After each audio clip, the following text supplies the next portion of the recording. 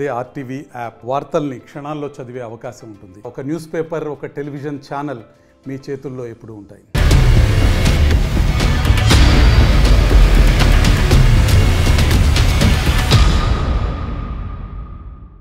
ఆంధ్రప్రదేశ్ ఎన్నికలు చాలా రసవత్తరంగా మారుతున్నాయి. రోజుకో వ్యూహంతో ముందుకు వెళుతున్నాయి ప్రధాన పార్టీలన్నీ కూడా. ప్రచారాన్ని హోరెత్తించేస్తున్నాయి. ముఖ్యంగా నియోజకవర్గాల్లో అడుగు పెడితే కనుక రాజకీయ వేడి ఏ విధంగా ఉందో ఇట్టే అర్థమైపోతుంది. మరి ఆయా నియోజకవర్గాల్లో ఎటువంటి పరిస్థితి ఉంది, ఆయా నియోజకవర్గాల్లో ఎటువంటి పరిస్థితి ఉంది, ఎవరి విజయావకాశాలు ఏ విధంగా ఉన్నాయి, అక్కడ డిసైడింగ్ ఫ్యాక్టర్స్ ఏంటి, ఇవన్నీ కూడా మీ ముందుంచే ప్రయత్నం చేస్తున్నాం. ఈరోజు మనం మాట్లాడుకోబోతున్నాం ఉమ్మడి విశాఖ జిల్లాకు సంబంధించి మరో ఆసక్తికర నియోజకవర్గం విశాఖ వెస్ట్. అవును, విశాఖ వెస్ట్లో ఏ పార్టీ ఎవరిని బరిలోకి దించింది, వాళ్ళ ప్రొఫైల్స్ ఏంటి, అక్కడ డిసైడింగ్ ఫ్యాక్టర్స్ ఏంటి, ఎవరి విజయావకాశాలు ఏంటి అన్నీ చూద్దాం. అన్నిటికన్నా ముందు అక్కడ ఏ పార్టీ ఎవరిని బరిలోకి దించిందో చూద్దాం. హిరిటివ్స్ ఇక్కడ వైసీపీ బరిలోకి దించింది ఆడారి ఆనంద్ కుమార్ని, అలాగే తెలుగుదేశం పార్టీ బరిలోకి దించింది పీజీవీఆర్ నాయుడు, గణబాబు అని కూడా అంటూ ఉంటారు ఈయన్ని. సో ముందుగా వీళ్ళ ప్రొఫైల్స్ చూద్దాం.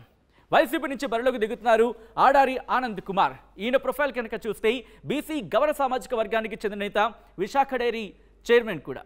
ఇక ఏపీ సూక్ష్మ చిన్న మధ్య తరహా సంస్థల కార్పొరేషన్ చైర్మన్గా ఉన్నారు ఆడారి ఆనంద్ కుమార్. అలాగే 2019లో తెలుగుదేశం పార్టీ నుంచి అనకాపల్లి ఎంపీగా పోటీ చేశారు, ఓటమిని చవిచూశారు. ప్రస్తుతం వైసీపీ నుంచి అసెంబ్లీ ఎన్నికల బరిలోకి దిగారు ఆడారి ఆనంద్ కుమార్. ఇది ఈయనకు సంబంధించిన ప్రొఫైల్. ఇక తెలుగుదేశం పార్టీ నుంచి బరిలోకి దిగుతున్నారు పీజీవీఆర్ నాయుడు, గణబాబు అంటూ ఉంటారు. బీసీ గౌర సామాజిక వర్గానికి చెందిన నేత, స్టీల్ ప్లాంట్ ఉద్యోగిగా పనిచేశారు. 1995 నుంచి తెలుగుదేశం పార్టీలో యాక్టివ్గా ఉన్నారు. జెడ్పీటీసీగా పోటీ చేశారు, గెలిచారు గణబాబు. అలాగే 1999లో పెందుర్తి ఎమ్మెల్యేగా పోటీ చేశారు, గెలిచారు. 2009లో ప్రజారాజ్యం నుంచి పోటీ చేశారు, కానీ ఓటమిని చవిచూశారు Ganababu.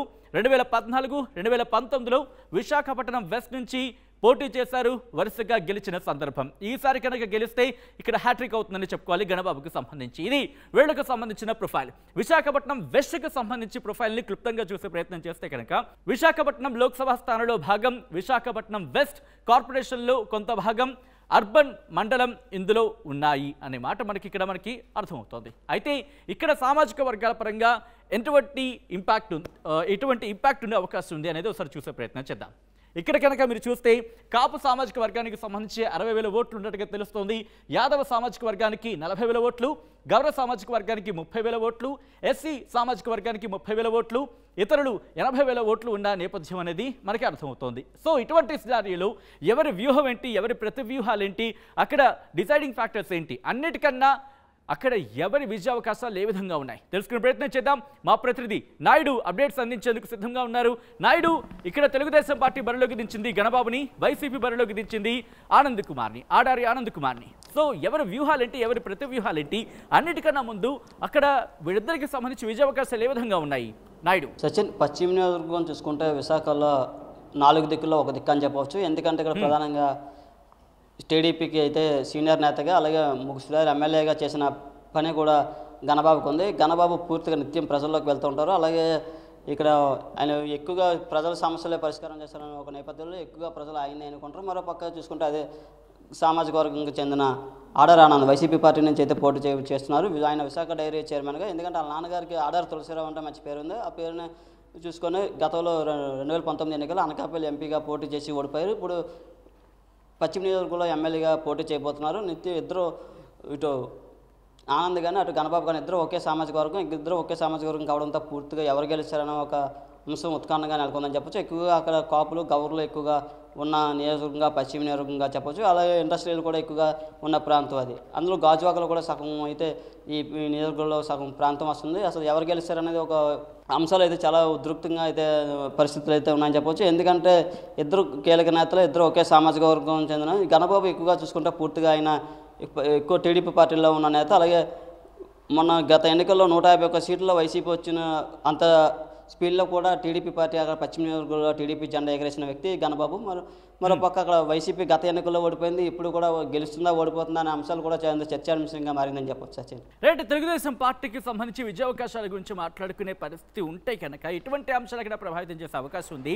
At the same time వైసీపీకి సంబంధించి సంక్షేమ ఫలాలే తమకు ఓట్లను కట్టబెడతాయనేది చాలా బలంగా ప్రజలకు తీసుకువెళ్తున్న, ప్రచారం నిర్వహిస్తున్న సందర్భాన్ని చూస్తున్నాం. సో ఇద్దరి విషయంలో కూడా అక్కడ ఎటువంటి ప్రచారం జరుగుతోంది, ఎటువంటి అంశాలను ప్రజలకు తీసుకువెళ్ళడం జరుగుతుంది, ఎటువంటి హామీలు ఇవ్వడం జరుగుతుంది, అభ్యర్థులు కావచ్చు, పార్టీల పరంగా కావచ్చు. అక్కడ నాయుడు సచిన్ చూసుకుంటే పశ్చిమలో పూర్తిగా చూసుకుంటే అక్కడ ఇద్దరు ఒకే సామాజిక వర్గం చెందినవారు. అలాగే వరుసగా ప్రజల్లోకి వెళ్ళిన వ్యక్తి గణబాబు 3 సార్లు ఎమ్మెల్యేగా రికార్డు చేసి సొంతం చేసుకున్న పరిస్థితి. ఈసారి కూడా నేనే గెలిచాను తప్పకుండా ఆయన ఎంతో నమ్ముకున్నారు. మరోపక్క ఆర్డర్ ఆనంద్ కూడా ప్రజల్లోకి అయితే దూసుకెళ్తున్న పరిస్థితి. గత ఎన్నికల్లో మేము చేసిన పొరపాట్లు చేయకుండా ఈసారి ప్రభుత్వం చేసిన సంక్షేమ పథకాలు, ప్రభుత్వం చేసిన అభివృద్ధిని ప్రజల్లోకి తీసుకువెళ్ళి ఇక్కడ నేను కూడా ఎమ్మెల్యే గెలవాలని చెప్పిన నేపథ్యంలో వ్యూహాత్మకంగా ఆయన ప్రచారంలోకి వెళ్తున్న పరిస్థితి. అలాగే ఎక్కడ గ్యాప్ ఇవ్వకుండా పూర్తిగా ఇద్దరు ప్రచారంలోకి వెళ్తున్న పరిస్థితి. ఎందుకంటే ఆయన విశాఖ డైరీ చైర్మన్గా ఒక పేరు కూడా ఉందని చెప్పొచ్చు. ఆయన నాన్నగా ఆర్డర్ తులసిరావు గారు కూడా మంచి పేరు ఉంది. అలాంటిది ఇప్పుడు పశ్చిమ నియోజకవర్గంలో ఎక్కువగా గౌరవ శాతం సామాజిక వర్గం ఎక్కువగా ఉంటారు. వీళ్ళిద్దరూ ఒకే సామాజిక వర్గ నేతలు కావడంతో ఒక ఇంట్రెస్టింగ్ నియోజకవర్గంగా మనం చెప్పవచ్చు. Sachin right Naidu, thanks for the update. So మొత్తంగా అయితే మాత్రం విశాఖపట్నం వెస్ట్లో ఏం జరగబోతోంది అనే ఉత్కంఠ మాత్రం కొనసాగుతోంది. 2024 మే 11న ప్రజలు ఎవరిని తమ ఎమ్మెల్యేగా ఎన్నుకోబోతున్నారు? జూన్ 4న ఫలితాల రోజు ఎవరా పేరు అనేది తెలిసిపోతుంది. So let's wait and watch.